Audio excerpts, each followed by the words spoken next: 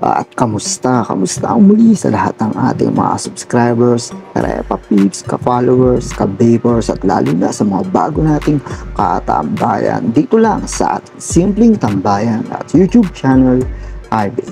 And our new video tutorial sa ating simpleng tambayan. Alam niyo ba to?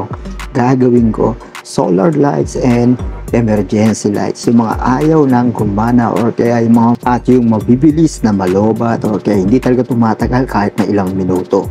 Kaya ito yung ituturo ko sa inyo kung paano i-troubleshoot at paano gawa ng paraan at paano lakadong gagawin ninyo.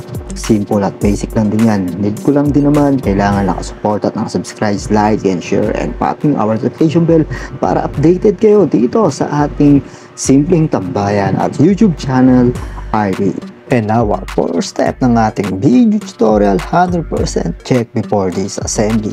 At hindi naman ganong kahirapan kung paano i-disassembly or kaya baklasin itong ganitong klase ng solar emergency lights.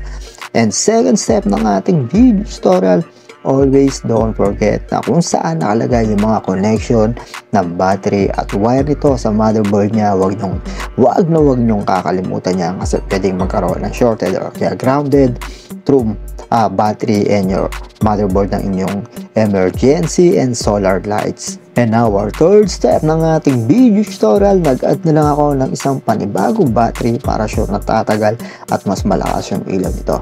Kaya sa mga no power, pwede nyo gawin to. Pwede kayo mag-change or kaya baguhin na lang ninyo yung battery. Kung meron kayo mas maganda at mas malakas sa battery, mas maigi. At sana nakapagbigay tayo ng helping tips at healthy guys. And don't forget, don't skip dahil sa mga video tutorial natin at maraming salamat sa lahat ng mga subscribers natin.